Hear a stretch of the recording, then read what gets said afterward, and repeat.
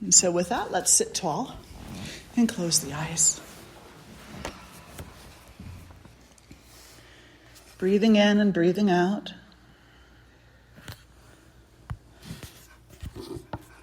Just allow yourself to be present.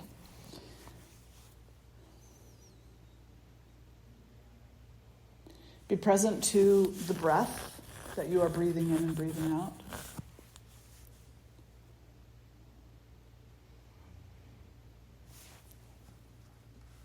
Be present to the space within the breath.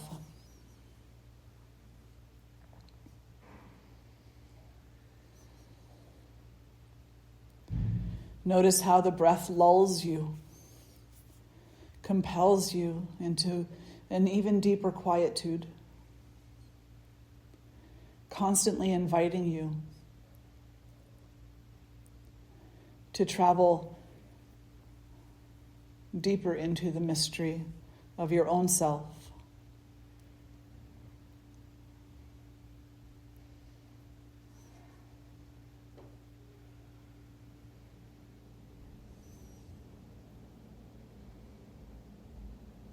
And drawing the hands together in front of the heart in honor of that mystery, with reverence for the breath and all it connects us to, and with gratitude for that connecting consciousness. We'll lift our voices in one Om and the invocation mantras. Breathing in. Om.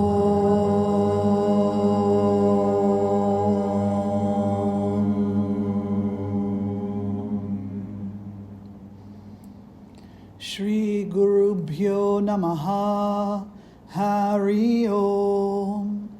Ganana Antva Ganapati Gom Havamahe Kavin Kavinam Upamashravastamam Jestarajam Brahmanan Brahmanaspata Anashrinvanuti Besidha Sadhanam Mahaganapataye Namaha Prano Devi Saraswati Vajebhir Vajinivati Dhinama Vitriyavatu Ano Divo Brahataf Parvatada Saraswati Ajata Gantu Yagnyam Havan Devi Jujushana Gritachi Shagmam Novacha Mushati Shrinotu Vagdevyai Namaha.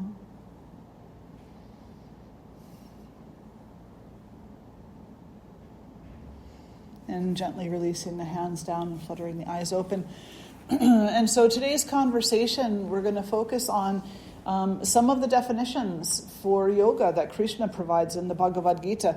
There are many of them. There are generally 10 primary definitions, but there truly are so many things that Lord Krishna offers us to understand, to deepen our understanding in the Bhagavad Gita. But it's kind of interesting and neat that out of all of what we could refer to as, well, I don't like to call them the smaller definitions, but they're the more pinpointed definitions, like how yoga relates to different facets of life and particular little things. He starts off in chapter 2 of the Bhagavad Gita telling Arjuna that yoga is related to the eternality of the self. He gives him the big definition first, the all-encompassing definition. He gives him the highest order first. And he says yoga is the eternality of the soul. It's the completeness of the true self, which is none other than Brahman. It is the in a poetical sense, it is the unity and the oneness of all that exists within the universe. And so he gives Arjuna this all-encompassing definition of yoga in chapter 2 of the Bhagavad Gita. Now, why is this relevant? Why does it matter that he gives him this big picture first? Because Arjuna is in a dilemma. The Bhagavad Gita begins on the battlefield, where Arjuna is facing an enemy who he knows and loves. He's facing members of his family, teachers that taught him his own gurus. He's facing them all. And his side of this argument, of this battle, is very small in comparison. He has his brothers, his wife, and some devoted followers. But everybody else in the kingdom, out of a sense of obligation, are following the other side, which are his cousins and his uncle. And his cousins and his uncle have taken over a kingdom that actually belongs to Arjuna and his brothers. And they don't really want the kingdom. Arjuna and his brothers are just happy to live a good life, a happy life, to be of use to people, to be of use within the world.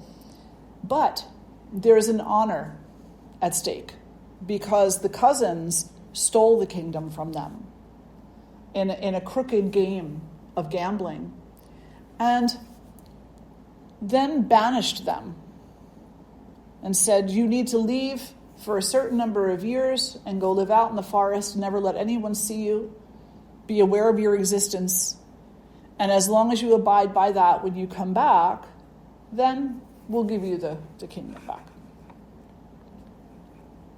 They had no intention of doing that. And these cousins, they attempted to dishonor them.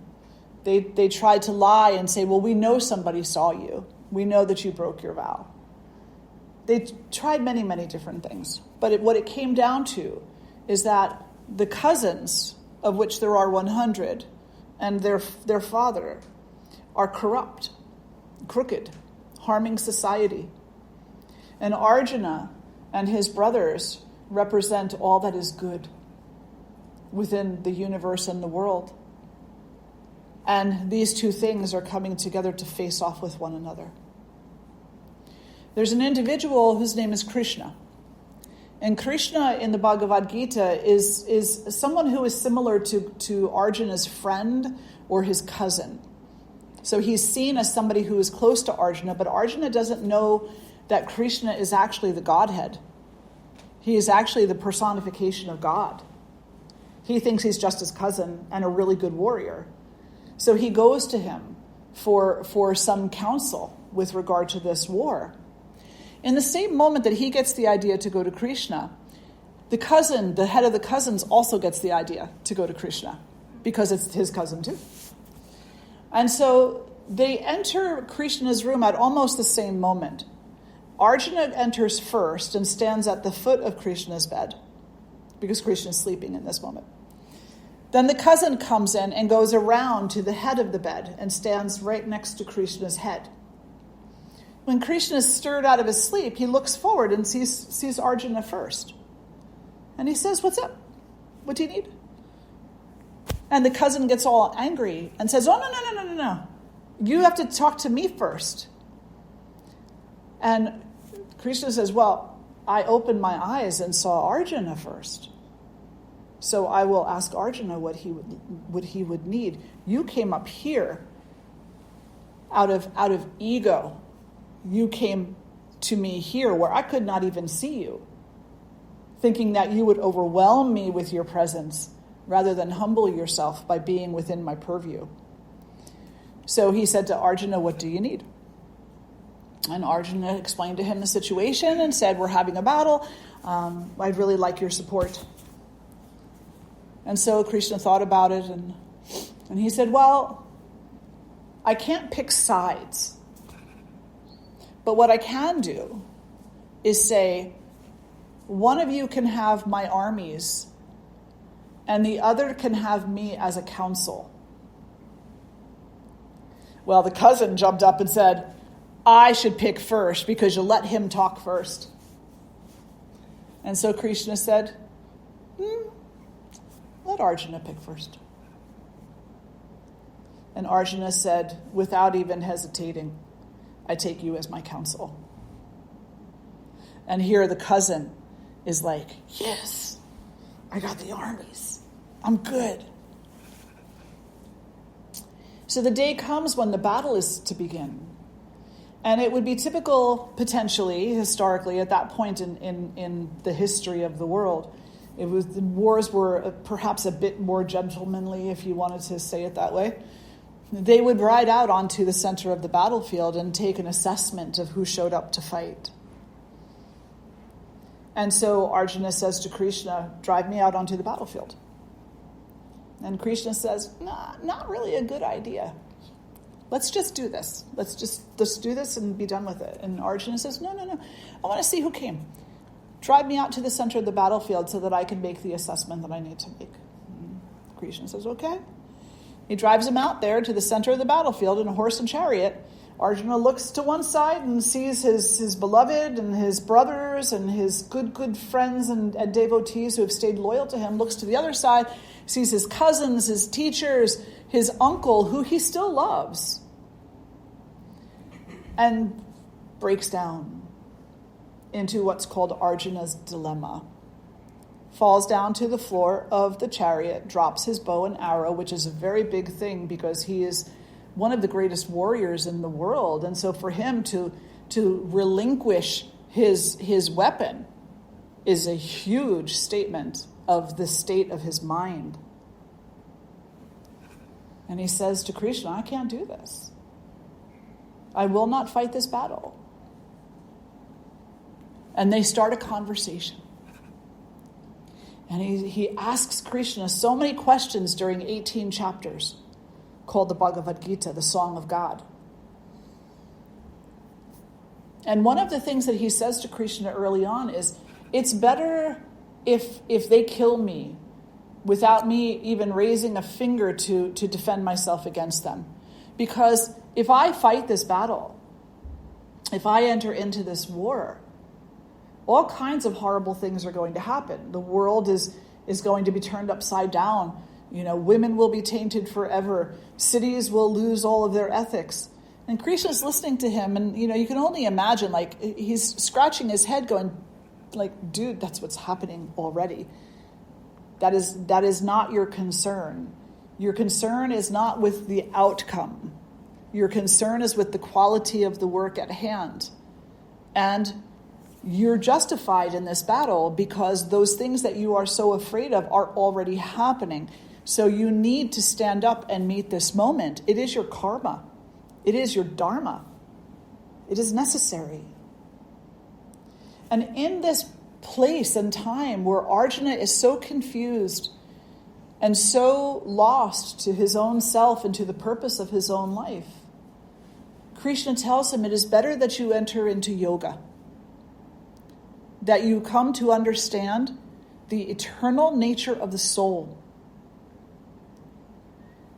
the absolute truth that all of this has already happened, and that you yourself as an individual are contributing nothing. You're only playing through what has already played through. Best that you do your duty and attach yourself no longer to these ideas in your head, because they're not serving you. They're actually not truth. They're falsehoods. So that he gives Arjuna this big picture. On some level, you could say it had the potential to shock Arjuna into an understanding that his thinking, the way that he tended to think, was very limited in nature, and that he needed to broaden his perspective.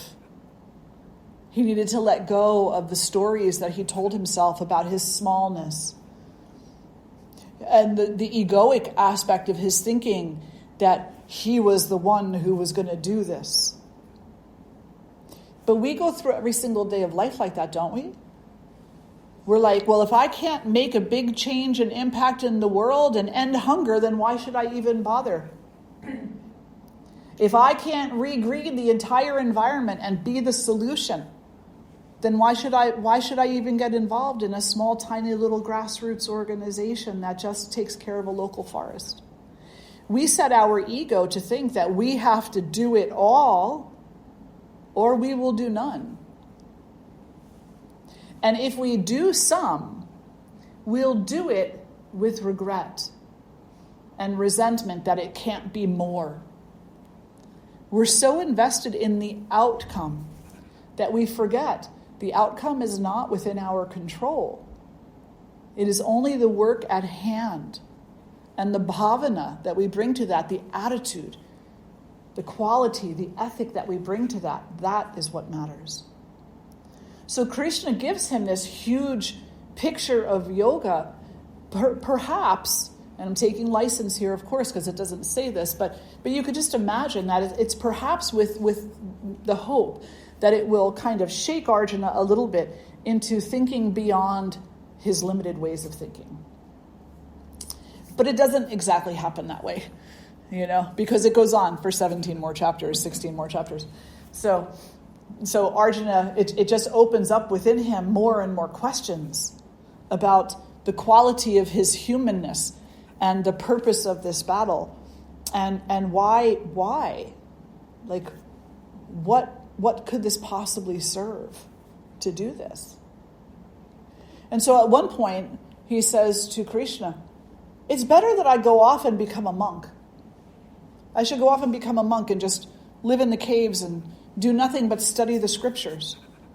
Krishna looks at him and says, do you have respect for your teachers? The teachers who have taken their vows? And Arjuna says, of course I do. Absolutely. I bow down at their feet every opportunity I get. And Krishna says, then why would you dishonor them in such a way as to try to escape your own karma by falsifying yourself as one of them? And Arjuna looked at him, It's like, what do you mean? And he said, well, you're not a renunciate. That is not your place in this life. You are a Kshatriya. You are a warrior. That is your place in this life, to protect the Dharma in that way. To protect the people, to protect the teachings in that way, the way of a warrior. You are not born into the Dharma of the monk, the one who remembers and teaches and protects in that way.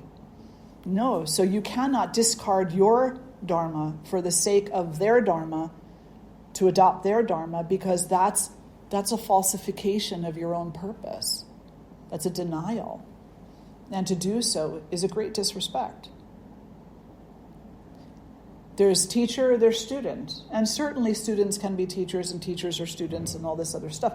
But when we get down to the nuts and bolts of it, there is a role that each one of us are meant to play. Some are meant to listen and some are meant to speak.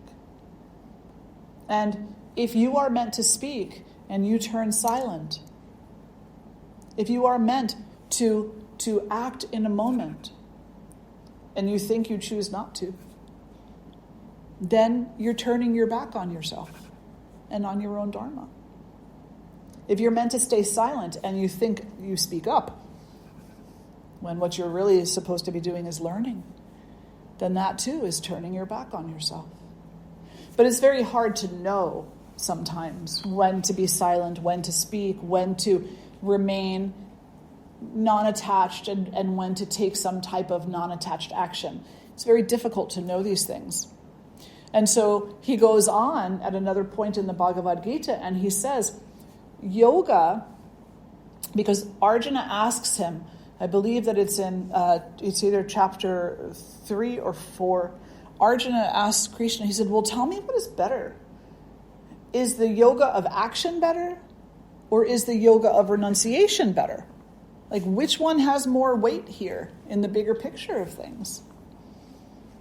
And Krishna looks at him and he gives him an interesting answer. He says to him, well, you really cannot exist in an embodied state, and I'm paraphrasing here, but you cannot exist in an embodied state without action. Throughout the years, teachers have expanded on what Krishna said to Arjuna by saying, you can't be sitting there listening without your heart beating. That's action. You can't listen without taking action. And even when you think you will not make a choice in that situation, you will not take an action in that situation, that is a decision, which is an action. So there's really no such thing as inaction. Even within the renunciates, there isn't. So I have taken vows of renunciation. I'm a Swamini. And even in those vows of renunciation, I have not renounced everything. It's not possible. I teach. That's action. I study. That's action. I serve. That's action. So we don't renounce the action. Therefore, the yoga of action is superior to that of renunciation. But the trick is understanding the value of action and the value of inaction. Oh, it's heavy, isn't it? I know. I think I have a quote there for that one that I wanted to. It's actually chapter 5. So verse 5.7, Krishna is explaining to Arjuna the value of the yoga of action, which is called karma yoga. And he says the one who understands karma yoga and the benefit of acting without concern for the outcome, acting only with concern for the ethic of the action, the attitude of the action being taken, the bhavana, says this one is not tainted even while acting. Meaning that whatever karma is being created by the actions that you're taking, because all action has karma to it, you don't have to reconcile that because you did it in the right heart, the pure heart. You did it according to the teaching. And not out of hatred, not out of ego, not out of fear, not because someone else told you to, not because you were trying to prove something to somebody. You simply took right action. And he goes on to say in verse 5.21, that one whose self is absorbed in the yoga of Brahman attains imperishable happiness. And what he means by that, when he says that to Arjuna, is that the individual who comes to realize that all action can be an offering. All action can be taken in our lives as a remembrance and as an offering to the divinity, whatever name you call that. And the individual who takes their ego out of their action and puts the offering into it, that individual finds true happiness because they don't have to worry about it. They don't have to worry about the quality of their action. They don't have to worry about the outcome. They don't have to regret what they did. They don't have to question themselves and continually plant the seed of doubt. Does that make sense? Yeah. But it's not easy. We say, I'm going to let more and more of my life be an offering. I'm going to place it all at the feet of Saraswati. Now, except for happy hour at 5 a.m. on Fridays, because that's like my time with my friends. And except when my partner irritates me and I have to really let them know what the rules of this relationship are, because that's my right. Except for this, the fame, the popularity, the money, because those things I earned, so those belong to me. I'm not going to do those, but everything else I'll give. So that's not it. But we get stuck in that. We get stuck in what's mine is mine, and what's yours is maybe yours until it's mine. Right? And then we say, and then there's this little part that is hers. But the reality is, it's all hers. Every single bit of it. If you put it all at her feet, all at the feet of Krishna, all at the feet of Christ, whatever name you decide to call that, if you put it all there, keeping nothing for yourself with the idea that this nice new car I bought is permanent, it makes me somebody special, this money that I have in the bank is for me, and not having those types of thoughts, you'll be happier. Because you won't have to ask yourself, should I be doing something different? Am I being greedy? Am I being self-centered? Am I making the right decision? It'll be like weight off of your shoulders. You don't have to go and give everything away that you have, but entering into right relationship with what you have, what is at your disposal as a resource, and behaving in ways that are generous. I used to go to the city quite often. I loved it up there. I don't go so much anymore. I just have other things to do, and it's a long drive from here. But I used to go up all the time, and I started going up there as like in my teenage years. And I would drive a friend's mom up there who used to live up in Harlem, and so I would drive her up when she had to go see family and stuff like that.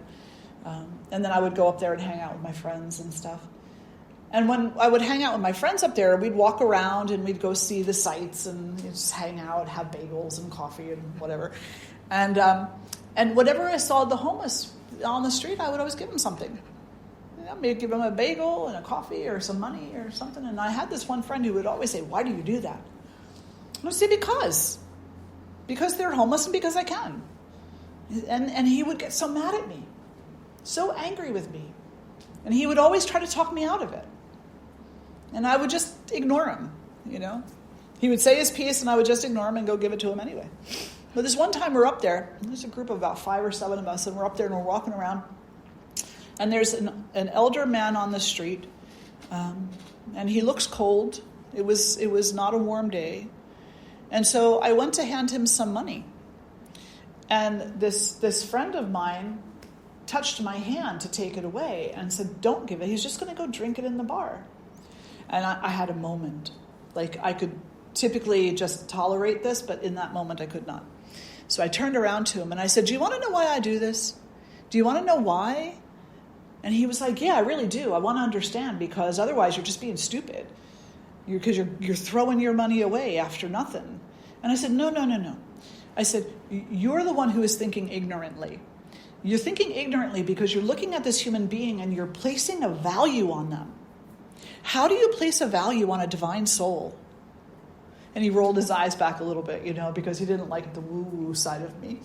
Right? So I looked at him and I said, "This is the deal. The deal is this individual has a divine soul within them, and that divine soul agreed to be born into this life, into this condition, so that I could humble myself, so that I could practice ethic, so that I could practice service. They suffer for me. So the least thing I can do is give him a coffee, a bagel, some money. Maybe he can go get a blanket for himself, or maybe I'll bring him one. But you and nobody else will tell me that I cannot, because this is my calling." He never brought it up to me again after that. He never said anything to me again after that. We did go to the city together after that. But somewhere in my heart, maybe in my ego, I'm hopeful that he learned a little bit, that he started to look at people a little bit differently. And I hope that hearing that story, you do also. And that you recognize that to practice yoga, to practice this bigger yoga, is to recognize that you are here with purpose. But the purpose is not to get the things you want to get. The purpose is to give all you have for the sake of the end of the suffering of all beings everywhere, not just yourself. And sometimes that necessitates that you take on a little bit of egoic suffering, right? A little bit of the, I'm going to give this even if I don't want to. Yeah, I'm going to hand this to you. I'm going to say what it is that I feel about the quality and value of service, even to somebody who vehemently disagrees with me. I'm going to stand in my truth in a moment, even if it causes me suffering of the ego, because of the discomfort of that. So, Krishna said to Arjuna, "You have a right to the work only. You do not have a right to the outcome."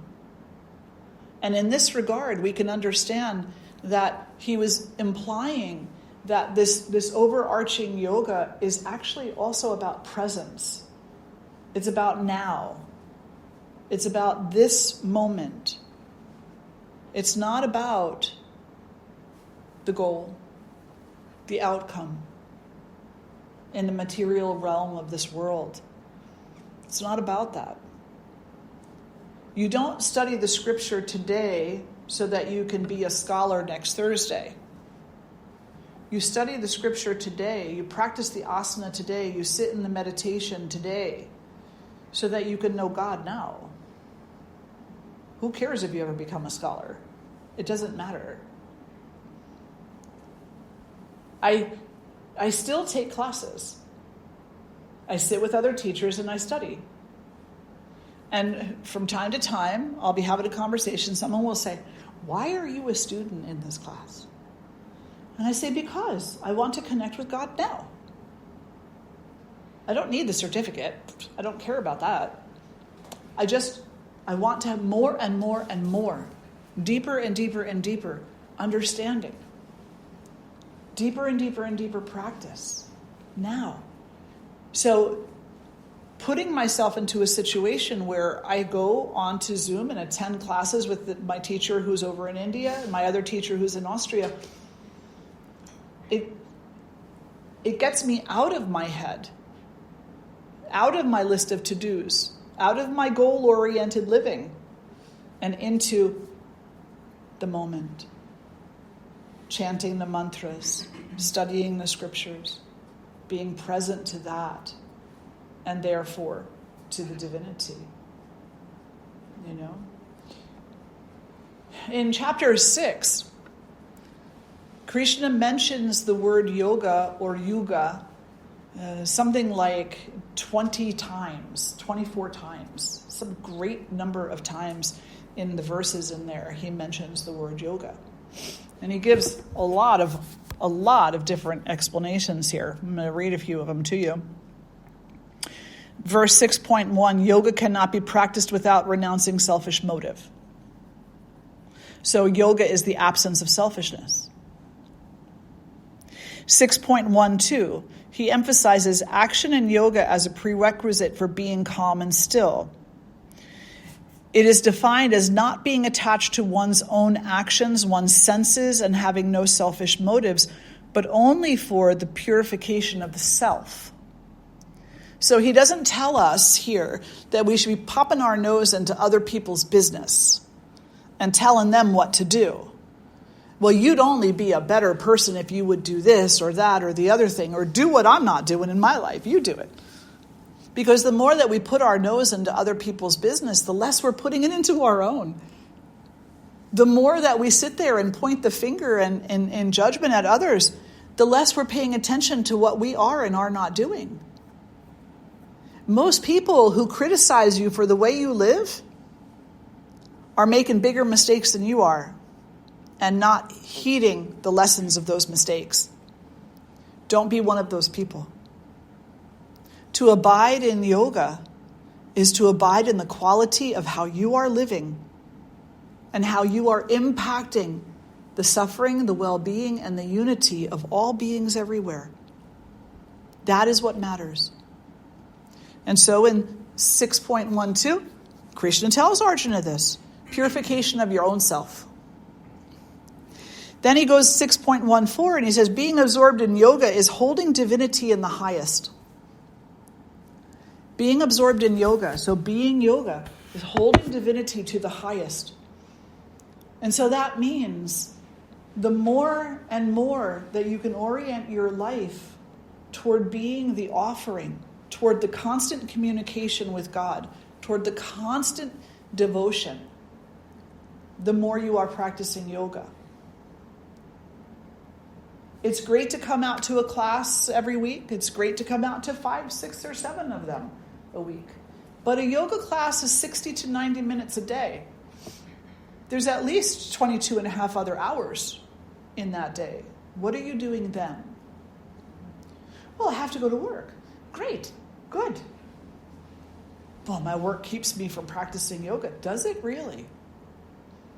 Or is your job just another battleground where you have constant choices to be made about how you will abide in the ethics of yoga?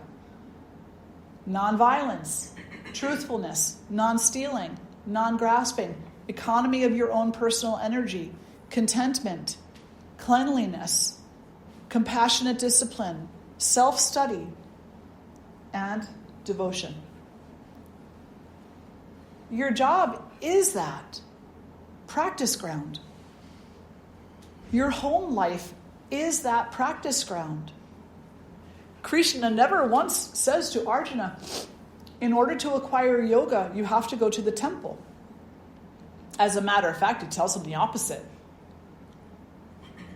He says, in order to acquire the experience of yoga, to be yoga, all you have to do is know me. Love me. Abide in that relationship, no matter where you find yourself. Go to the temple, yes. Go to the church, yes. Absolutely. They're sanctuaries for you. They're reminders. But don't go there thinking that God is there and not in your home, at your job, in your car. The way you drive on the road matters. Boy, does it matter. You ever encounter a violent driver? Have you ever been one? Right? The way you drive matters. If you cannot find God in your car to inspire you to become a compassionate driver, you're not going to find him in the temple either. You got to find him where you are, or her where you are. Then you'll find her everywhere. Everywhere. You'll see her in every action. Whether you are creating a masterpiece or taking the garbage out, you'll see that that is present always. So the one who is able to cultivate within themselves the strength and resiliency necessary to have that continuous relationship, that continuous communication, to let life be a continuous prayer. It doesn't mean you're perfect. And it doesn't mean you're striving for some concept of human perfection. You're going to fall down. You're going to have to pick yourself back up again. You're going to make mistakes. Life is not going to be comfortable. Then that's the other thing, too, is that we oftentimes in the West have this kind of interesting idea that if we live a spiritual life, then that means life should be comfy, cozy, not too difficult. People should abide in that and make it easier for us. That is not the truth. That is not what happens. As a matter of fact, when you step onto the spiritual path, life becomes a challenge, even more so, because you're not sticking your head in the sand any longer. You're actually taking your head out, looking around and seeing, assessing what the quality of your own interactions are. And then every obstacle possible comes up in front of you. And every obstacle that comes up is none other than you. Nothing other than your own self. The decisions that you have made, the expectations that you have had, the attachments that you have held on to. They have nothing to do with your mother's parenting or your father's parenting. That's your psychological state. And those things definitely need to be attended to and somehow reconciled for you to have a sense of health in this world. But when we're talking about yoga, we're not talking about you as being of this world. We're talking about you walking through this world as you, your whole self, your integral self, and the self that is beyond the errors of your mother and father and anybody else for that fact. The you that has absolute complete agency. And it's hard for us to wrap our minds around that because we've been told we're damaged. And it's everybody else's fault but our own. And that's a story that we attach to. And later on in the Gita, Krishna tells Arjuna, and earlier on too, I suppose, he says to him, why are you thinking these stories in your mind? There's only one thing you need to do in order to feel free, to know freedom, to be happy, to know happiness, to be who you actually are. And that is to abide only in the self and not in the story, not in the fear, not in the doubt, or any of those other things. It's a lot, isn't it? It's a lot. It's intense. It's like, no, I just wanted to practice yoga once a week. Inevitably, though, even the student who comes in, so interesting. So when I had my first shala over in New Jersey so many decades ago, a new student came in to the school. And she walked up to me and she was, I don't know what she heard about me, but she was very like in my face. You know, she came up and she said, look, this is my first time here. I just want to know what this is all about. I don't want to be doing oming or any of that other stuff. So I don't want to hear that. Don't ask me to do it. Just want to know what this is all about. And I just looked at her and said, fine. You don't have to do anything you don't want to do. We're going to do it, but you don't have to do it. Those parts of the class where we chant or whatever, you just don't do it. Just close your eyes and focus on your breath. You'll be fine. And she was like, oh, okay, fine. So then everybody sits down. We start the class. We go through the class. Everything is fine. She survived. It was cool. You know, after class, I'm saying goodbye to everybody. And she's the second to last person, or the first to last person to leave. She comes up to me on the way out and she goes, can I ask you a question? And I said, sure. She goes, what is that oming all about? And I said, well, why? Why do you ask that? Was it very uncomfortable for you? And she said, oh my God, no. It was like being held in a hug. What is that? I said, that's yoga. Yeah. So we come to yoga with some preconceived idea about what it is, and that it'll just take an hour of time in my very busy, hectic schedule. And then we get the cosmic hug.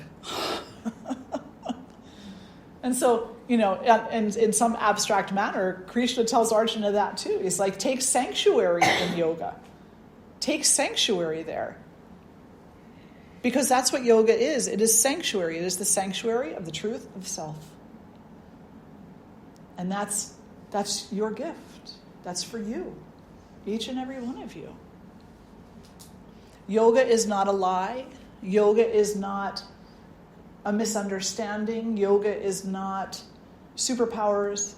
Yoga is not, you know, it's none of those things. Yoga is not $110 Lululemons.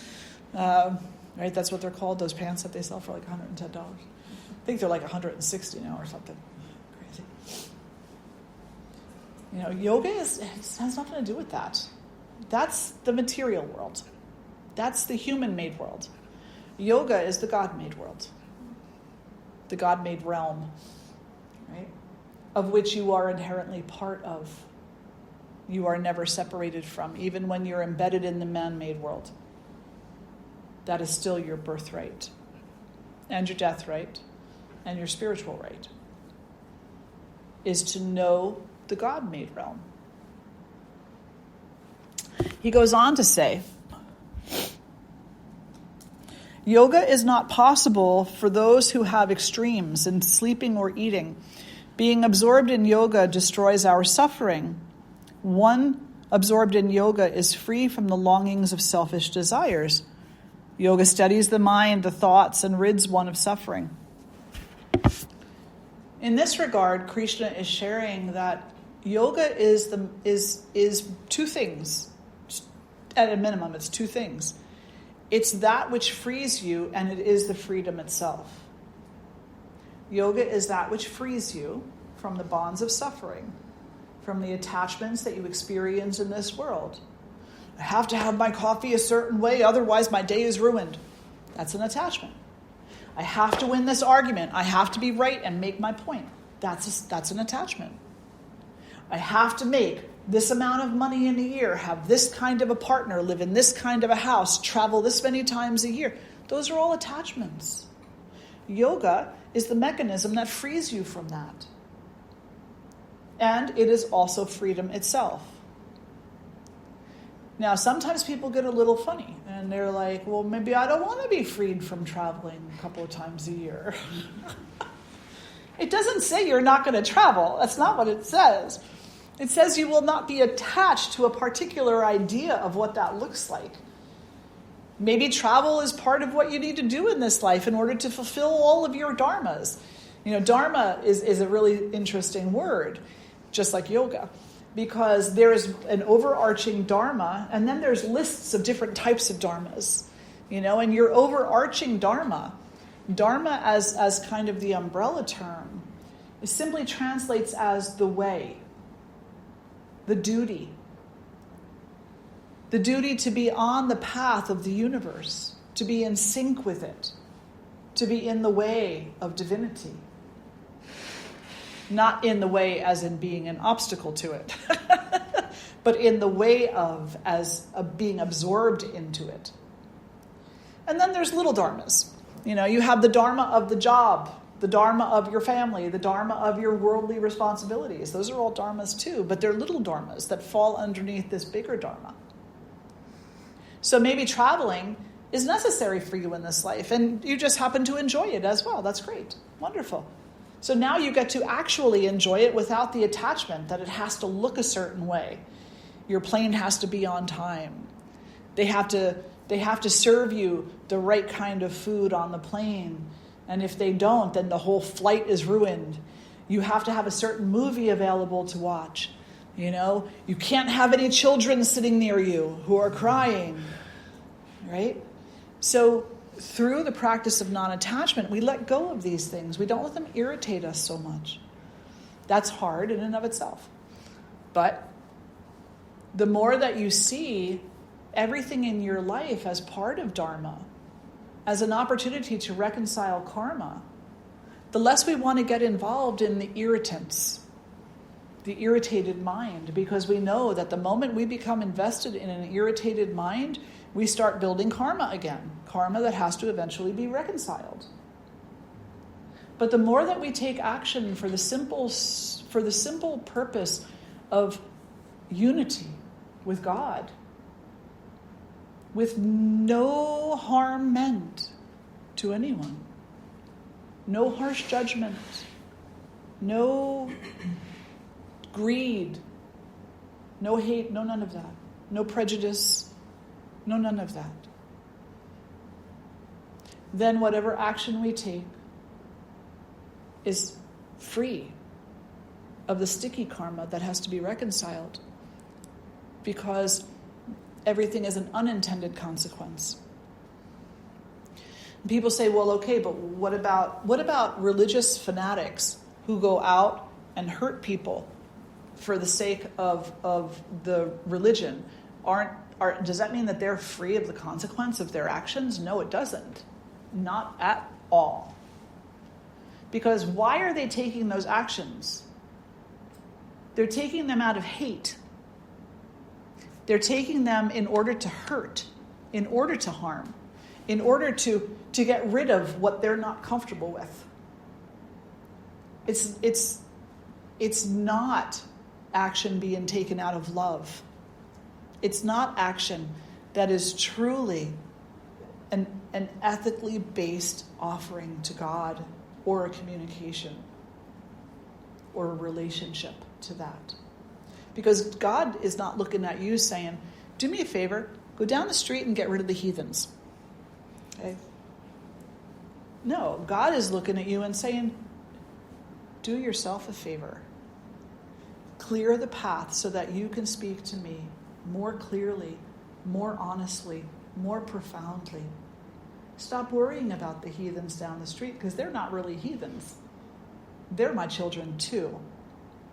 They're part of all of this. And they're making their way to me in the way that they're meant to. And you're making your way to me in the way that you're meant to. And the more you judge them, the fewer steps you're taking toward me. Yeah, totally. Oh, gives me goosebumps. When I was first introduced to this text, I fell in love, madly in love. I was born into an Irish Catholic family. And I have a lot of love for certain traditions in that realm because I was raised in them. I love Jesus Christ. I love the Mother Mary, absolutely. But there were things I just couldn't rectify for myself. There were things I just couldn't, it didn't make sense to me. And I dabbled in many other things too. I was practicing Buddhist for a while in my youth. I was a Wiccan for a while, and so all kinds of things. But I always ended up being like, but what about this? But what about this? But what about this? And then I was introduced to the Bhagavad Gita. And not once have I ever said, but what about this? Instead, I've turned the page, read a little more, and found the answer. Found, before I even thought of the question. Everything is just right there in front of you. Every question you can possibly ask has already been addressed. And this is the series of books called the Tattvas. A series of books that are meant to prepare the reader to read the Bhagavad Gita and have deeper understanding. We teach them here every 16 weeks. We have a new module that opens up. And these are questions like, well, what about when there seems to be a contradiction in the scripture? How do I understand this? It's very straightforward. It's a very obvious and wonderful answer. Well, for every person in this room, there's a different temperament, there's a different mentality, there's a different place of understanding. Things are said in particular ways in order to meet the person that's reading them in a certain manner. But all the teachings lead to the same place. There's a story, 2 devotees and a guru, and they're at Satsang. And right after the Satsang, one of the devotees goes up to the guru quietly and says, ever since I've come to your ashram, I quit smoking, but I miss my cigarettes. Can't I have them? And the guru looked at him and said, of course you can have them. Oh, fantastic, thank you. Goes off and goes and has a smoke. Second devotee comes up to the guru after Satsang and says, I heard that you gave so-and-so permission to smoke. May I have permission to smoke? The guru looked at him and said, no. And he walked away, confused. Thought about it for a little while, went back to the guru and said, how come I can't have permission to smoke, but that one can have permission to smoke? The guru said, I didn't give him permission to smoke. He asked me if it was possible to have his cigarettes, and I answered him, of course it is. I didn't give him permission, but he took it as permission, because that's his temperament. The second devotee had a different temperament, asked things a different way, needed to hear things a different way. We're all like that. The beauty of that type of a teaching is that you can be more generous with yourself and with all others around you in regard to your expectations. Knowing that if you see somebody you haven't seen in a while, or you saw yesterday, and you say hi, and they go, hi, and they walk away, you don't have to take it personally and instantly. It may not mean what you think it means because they're not you. Maybe they had a difficult morning. Maybe they had a rough night sleeping. Maybe they're in a mood. Whatever. Why are you taking that like it's a dagger to your heart? Well, they weren't happy to see me. That's just your ego talking. That's just your ego. And the more that you read these teachings, the more you recognize that 90%, 99%, maybe almost 100% of everything we say to each other is based on our own ego. It's not typically based in our heart. Krishna says, yoga is love. It's another one that he tells Arjuna. He says, you have to be in the heart, not in the head. If you're in the head, you're somehow in the ego. If you're in the heart, you're actually listening. You're actually listening. I really liked watching Grey's Anatomy.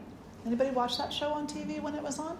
I don't even know if it's still on. Is it still on? Yeah, it's still on. Well, I don't know. I used to watch it back in the day. And I really liked their relationships. You know why? Because they could say anything to each other. And 5 minutes later, they'd still be friends, you know?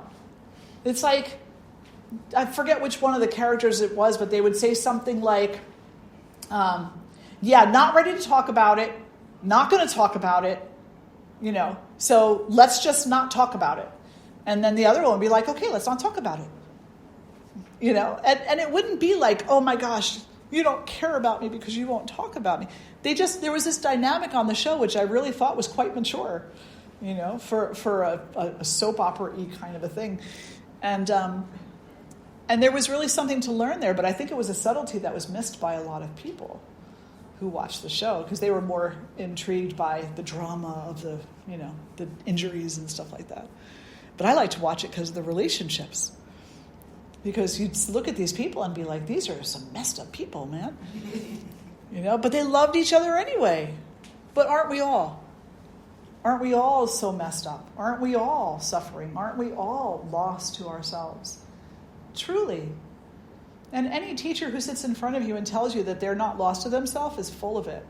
Because they might be a little bit more aware of certain things, but they are still within their struggles.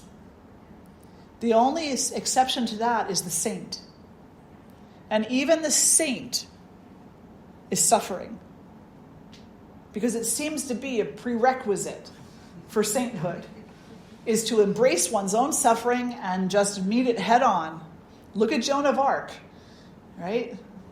Look at modern day, the Mother Amma, and all of the retaliative hate that she receives. Even saints are not without suffering, but they have a little bit of a better idea of what to do with it, of how to take it, how to receive it, and how to offer it back in the way of love, rather than internalize it and let it become, you know, a hate machine. Does that make sense? Yeah. Any questions or reflections? So we didn't get through all of the definitions of yoga, but we touched on a few of them. At some point, we'll go through all of them systematically. We have before in the past as well. Did you have a question or a reflection, Ian? I've listened to an audiobook version of the Bhagavad Gita, the whole thing. And I have a copy that I look at occasionally too. And many of the things that, like you were saying, like saying at work or at home, like it's everything is yoga, and I'm not perfect at all, and I fall, and I have to catch myself again and get back into the yoga, but yet reading at it and having that and going back to it makes a huge difference in everyday life and everything that you do. Absolutely. My experience. I have copies all over. I cannot even tell you how many copies of the Bhagavad Gita I have. But what I can say is I have read the Bhagavad Gita so many times I don't even know how many times I've read it. And a student, not just one, but this one that I'm thinking of right now, said to me one time, well, I read the Bhagavad Gita. What do I go to next? I said, start over. He said, what? And I said, it's not a novel. It's not something that you start on page 1 and end on whatever 139 or whatever it is. You just go to it. And if you have a problem, you open it to whatever page you go to. And whatever you read will be a direct message to you relevant to what you're going through. So you never put it away. You never sell it. You never look at it like, there's something more than that. There's nothing more than the Bhagavad Gita, just like there's nothing more than the Bible, just like there's nothing more than the Quran. All the answers you need are there if you know how to find them, if you know how to see it, how to read it, how to embrace it. And if you don't know how to, then you will look for the next installation. Yeah. And that's not good or bad, wrong or right. It's temperament. It's karma. It's the path of reconciliation that you find yourself on in this life. It's not something to feel bad about or to feel good about. It's just something. That's all. But you are so correct. Because if we cannot love all through the power of yoga, and if we cannot love ourselves in every role that we play, in every moment we live through the path of yoga, then we're only practicing a very limited aspect of it, for sure. Did you have your hand up? I had a question. You said there's books that you go through prior to reading. You can, yeah. Yoga Media? Yeah. Most people don't, but you can, absolutely. Yeah, they're called the tattvas. Mm-hmm. The what? The tattvas. Okay. Mm-hmm. Yeah. Thank you. Yeah. Yes. I have a kind of a burning thing going on regarding something you said in the middle. Sure. Right action and right action. I think that's what I heard. And giving all your devotion and action with goodwill towards. And you mentioned your relationship. This is a relationship issue. And so I had an idea that I put into practice, and it was, the imagery was the yin and the yang. My idea was that if I am putting forth right action, best action, complete devotion,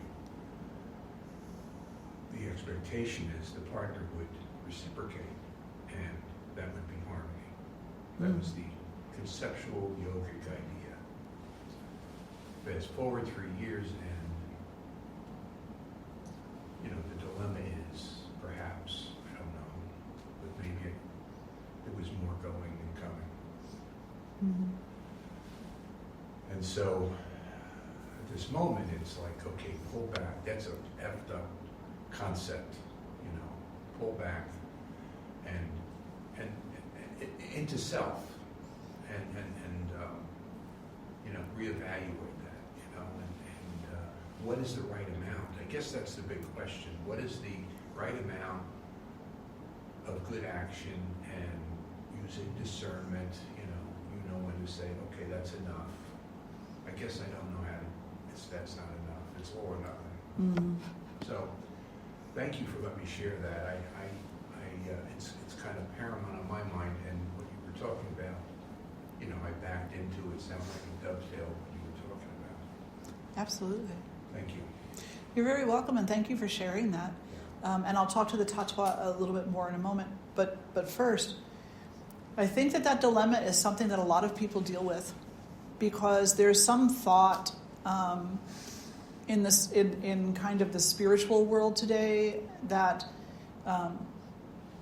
that this committing of right action means that I'll be nice to everybody and everybody will be nice back. That's not what it means. It has nothing to do with niceties.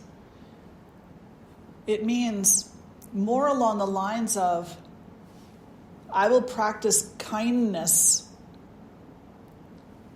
patience, humility, generosity, which is also often misunderstood, to as many as I can, no matter what they give me back. Because when you look at that yin and yang, it is what I put out into the world is what I cultivate within myself. It has nothing to do with what the world gives back to me. Maybe you get lucky and, somebody says, oh my gosh, I really appreciate your kindness. Now you've inspired me to go be kind. That's great. That's such a gift. But it's no guarantee.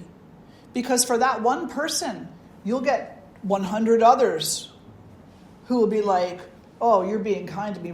You're being nice to me. What do you want? Oh, they'll have something else to say. Or they won't even care. They won't even, because that's where they are in their suffering, that perhaps they cannot even open their heart to the possibility of the power of kindness. So the yin and the yang, personally, I have found it very supportive to internalize it and to see that whatever it is that I bring out into the world is what I further cultivate within myself, which empowers me to bring more of that out into the world. And it's for the sole purpose. It's for the sole purpose of not hurting others. That's all. Like, I can't expect anything from somebody, from anybody. Even my husband used to get so mad at me when I would say that. He would say, oh, you have to, you know me. You know me. You can expect things from me. And I said, no, I cannot expect anything from you. I can't, it's not right for me to expect things from you. Well, what about monogamy? Well, I would like that. But the reality is, I can't ask you to guarantee me that, because you cannot guarantee it. Because you don't know what the future holds. We can talk about it, and you can tell me that it is your intention, that you love me, that you're in this relationship, in this moment, 100%, but you cannot tell me what's going to happen next week. You cannot tell me what's going to happen 10 years from now. Just like I can't tell you. And so we would have conversations about that, heated conversation. He'd be like, no, that's not, no, I'm telling you. You could tell me whatever you want, but you can't tell me that. But what you can tell me is that you'll love me to the best of your ability. In every moment that you possibly can love me to the best of your ability. And in the other moments when you cannot love me to the best of your ability, you are still loving me to the best of your ability. It's just that it's either graduated or diminished, depending upon where you are in your life. And that's all we can expect. That's all we can expect. But we cannot be satisfied with that if we're coming from the ego. Because the ego says, you better be monogamous. You better be truthful. You better be happy to see me. You better remember my birthday. You better never forget our anniversary. You better show up in a way that I can appreciate. And you better say thank you when I commit an act of nicety to you or kindness. And you better always make me feel good about myself. But the yin and the yang says, no. You bring out into the world the pureness of your own heart, and then you will empower the pureness of your own heart to continue to be pure. That is the cycle. That's the beautiful cycle. It's so powerful, but it's so difficult. So difficult. I really appreciate what you had to say, Barney. Thank you for that. Yeah. Now for the tattvas, we are in the midst of a 7-year-long program. And out of the 7 years of studies, the first 6 books are the tattvas, or some of them, because there's hundreds. But we do many of them. So my suggestion, we will have them coming back up again. You can start the program at any point in time. It's perfectly fine. You can come into the next one. We start with the Upanishads. Just know that these other texts also exist that you could start looking into. And it is a Zoom-based program, so it's on Monday evenings, 7:30, I think, moving forward, and each module is approximately 16 weeks long. Yeah. Good. Any other questions or reflections? Yes. I was going to ask if there's a particular translation of the Bhagavad Gita. Say that one more time. If there's a particular translation of the Bhagavad Gita that you recommend. Oh, they're all so wonderful. But yes, there is. Eknath Eshwaran, Eknath, and then his last name is Easwaran. Now, he has 2 versions. He has the Daily Bhagavad Gita, I think it's called, which is a single volume, very readable, absolutely for any level of study, beginner to someone who's read it 45 times. And then he's got a 3-volume. That one might actually be the daily. And in that one, he goes verse by verse and breaks down a pretty intense commentary, verse by verse. It's a wonderful, wonderful read if you're looking for something more, in depth. But for a first read, I think that the single volume is a fantastic way to start. Yeah. And then, of course, there's The Way It Is, Yoga, The Way It Is, by Prabhupada. Do you know that one, Ian? The yellow one, the little yellow hardback book? Yeah. So that's a Krishna consciousness book. That's very good. By I can never remember how to say his whole name. It's like 37,000 syllables long. I apologize. Please forgive me. Prabhupada. But he has one. I think it's Yoga the Way It Is. And there's several others too, that are out there that are just wonderful. You really can't go wrong with any version. Just that some are very scholarly, and others are an easier, more approachable read. Yeah, I think that George Feuerstein, I believe, has one out there too, if I'm not mistaken. And he's just a wonderful author, but everything he writes is at a scholarly level with footnotes and everything. He's wonderful. He passed away, but he just gave so much to the community by way of his knowledge and wisdom. Really amazing. And then Swami Shivananda has one as well, the Bhagavad Gita by Swami Shivananda. It's a commentary. So you'll find many, many authors, but the author is of the commentary, not the scripture. Scripture is always the same. Commentary is different. Yeah. Good. All right, let's sit tall and close the eyes. And draw the hands together in front of the heart. And with a love as expansive as yoga, we'll lift our voices in one Om. Take a breath in.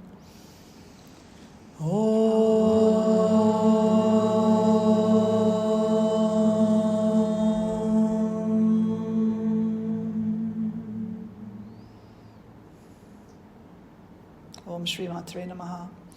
Thank you all so much for being here today. So wonderful, as always, to gather with you, to explore these teachings with you. Every Sunday we do this, different topics each time. And I think, correct myself and say that Yoga the Way It Is through the ISKCON organization, which is a Krishna-based organization. I believe that that's the proper way to refer to them. So, always try to be proper and respectful. So, good. Thank you all. Enjoy the rest of your day. Thank you.